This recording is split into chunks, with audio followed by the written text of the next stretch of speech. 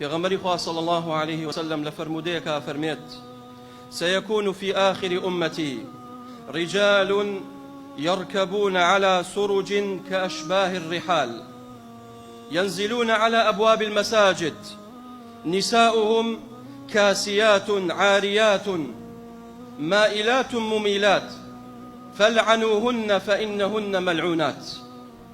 حديثك صحيحة للسلسلة الصحيحة إمامي الباني فرمي حديثك صحيحة أفرمي إيشك لعلامات صغراي هاتني روجي قيامت أويا سردم يدي بسر أمتكم كومل بياوانك يركبون على سرج كأشباه الرحال. أما دلالة لسر أوي كروجك دي لنا أمتي محمد عليه الصلاة والسلام سيارة ديت سيارة أم جورة سياراني كوايا سلا بندستي خومانو إيما لي يخورين كأشباه الرحال. شيخ الباني تعليق دا لسرم حديثا فرميه ما بس بي سياري أم سردمية كاتيك أو سياري واهية خواردون وخواردنوي تايا جي حسانو خوتني تايا أوي كأشباه الرحال. باشا أمانا أم بياوانا أفرمي في غمري خواه صلى الله عليه وسلم ينزلون على أبواب المساجد أمانا بيباورني مسلمانا دين لناو مزقوتكانش قلبالغا كان لروجي جمعية سيارة بردم مزقوتكان رينية هالدر بتشيت قراجكها مو يبرا. ينزلون على أبواب المساجد نساؤهم كاسيات عاريات بلام خێزانەکانیان کچەکانیان بەرەڵا کردووە ئامادەن لە جومعە و جەماعەت دانشن بەڵام نیساؤهم کاسیات عاریات خێزانەکانیان ڕوت و قوتن خێزانەکانیان جلی ناشەرعیان لەبەرە. ئاخرەمە خوشکمە وەڵای من دەسەڵاتم نییە. باشە خوشکەکەت شووی کرد تەواو دەسەڵاتت نییە. ئەی کچەکەت ئەی خێزانەکەت ئەگەر دەسەڵاتی خێزانەکەت نەبێت ئەگەر دەسەڵاتی کچەکەت نەبێت ئەوە وەڵڵاهی پەرژین بێ لە ڕوو ئێوە تۆ غیرەتت نییە.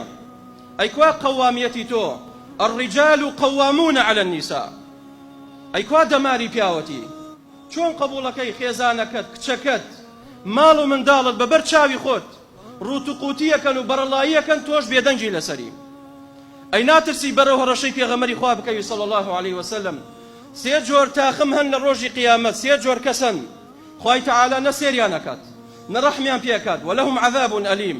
یەکێک لەوانە دەیوثە ئەو کەسەیە کەوا دەیوثە کەوا شتی ناشەرعی لە کەس و کار و ماڵ و منداڵی خۆیە بینێت بەڵام ئەم بێدەنگەلی ڕازیە لەسەری وەڵی دەسەڵاتم نییە. کەواتە تۆ پیاو نیت کەواتە تۆ دەماری پیاوەتی لە گیانتا نییە.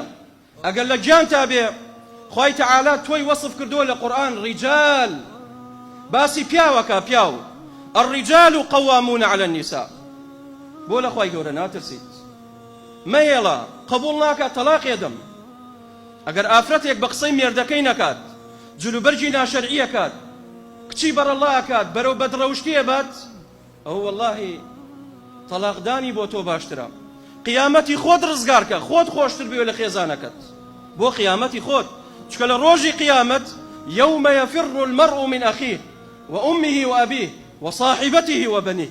لروجي قيامتها مو راكات أو باوكي كوا شو روش هولا دابو من على خوي أقل رجاي حرامش بي من على پرورداكات باري بوديانيتوا لروجي قيامتها براد ليك راكي لدرس من على من الله دز باوك راكات من الله دز دايق راكات خزموا عشيرات نايخوا لو روجا يوم يفر المرء من أخيه كواتا دنيا وريابة بهشتي وكو بيغمري خواه صلى الله عليه وسلم بأفرتشي فرمو بهشتي تو جهنمي تو بياوكتا اگر بياوكت پانتولت بيلا بيكات شتي ناشرعي بيا بكات او برو جهنم ادبات.